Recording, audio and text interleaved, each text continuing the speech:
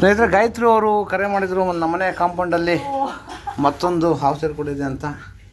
ಈಗ ಮೇ ಮಧ್ಯಭಾಗದಿಂದ ಜುಲೈ ಮಧ್ಯಭಾಗದವರೆಗೆ ಸಾಕಷ್ಟು ಮರಿ ಹಾವುಗಳು, ಹೇಳಿದ್ನಲ್ಲ ನಾಗರಾವು ಮತ್ತು ಕೊಳಕಮಂಡಲ, ಸಾಕಷ್ಟು ಮರಿ ಹಾವುಗಳು ಕಾಣಿಸಿರುತ್ತವೆ ನೋಡಿ. ಸಾಕಷ್ಟು ಸಿರುಗಿಟ್ಕೊಂಡಿರ್ತಾರೆ ಇಲ್ಲೆಲ್ಲ. ಹಲ್ಲಿಗಳು, ಓತಿಕೆಗಳೆಲ್ಲ ಸೇರುತ್ತವೆ. ಇವುಗಳ ಮುಖ್ಯ ಆಹಾರ ಬಂದು ಹಲ್ಲಿಗಳು ಮಾತ್ರ ಈ ಮರಿ ಹಾವುಗಳಿಗೆ.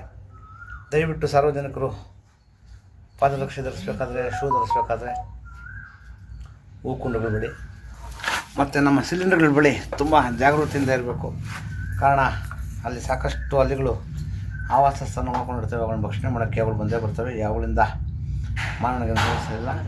ಮತ್ತೊಮ್ಮೆ ಇದ್ರ ಬಗ್ಗೆ ಸುಮಾರು ತಪ್ಪು ಕಲ್ಪನೆಗಳಿದೆ. ಇದು ಉಸಿರು ಬಿಟ್ಟರೆ ಕೊಳ್ತೋಗುತ್ತೆ, ಮುಟ್ಟಿದ್ರೆ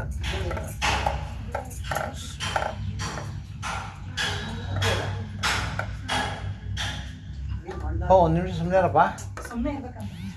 ಇದ್ರ ಬಗ್ಗೆ ಸುಮಾರು ತಪ್ಪು ಕಲ್ಪನೆಗಳಿದೆ. ಇದು ಮುಟ್ಟೂರೆ ಕೊಳ್ತೋಗುತ್ತೆ ಮತ್ತು ಉಸಿರು ಬಿಟ್ಟರೆ ಕೊಳ್ತೋಗುತ್ತೆ ಅಂತೆಲ್ಲ ಹೇಳ್ತಾರೆ. ಇದು ತುಂಬ ಸತ್ಯಕ್ಕೆ ದೂರ. ಇದು ಅಷ್ಟೇ ಬಲಿಷ್ಠವಾಗಿ ಕಡಿಯುತ್ತೆ. ಕಡ್ದಾಗ ಮಾತ್ರ ಕಡ್ದಿರೋ ಭಾಗ ಕೊಳೆಯೋಕ್ಕೆ ಶುರು ಆಗುತ್ತೆ. ಸಕಾಲಕ್ಕೆ ನಮ್ಮ ಸರ್ಕಾರಿ ಆಸ್ಪತ್ರೆಗೆ ಬಂದರೆ ಜೀವಕ್ಕೇನು ಅಪಾಯ ಇಲ್ಲ ಮತ್ತು ಕುಳಿಯೋದಿಲ್ಲ. ದಯವಿಟ್ಟು ಅವುಗಳನ್ನು ಸಂರಕ್ಷಣೆ ಮಾಡಿ ಪರಿಸರದ ಕಾಪಾಡಿ. ಧನ್ಯವಾದಗಳು. ಸತ್ತೋಗಿದ್ದಾನೆ ಯಾವ ಬದುಕಿದೆಯಾ? ಅಲ್ಲ ತಾನಲ್ಲಪ್ಪ, ಇಲ್ಲ ಸತ್ತಾಗಿದ್ದಪ್ಪ. ಇಲ್ಲ ಇಲ್ಲ, ಐದು ಬದುಕ ಇದೆ. ಅದು ಹಿಂಗೆ ಇರೋದು.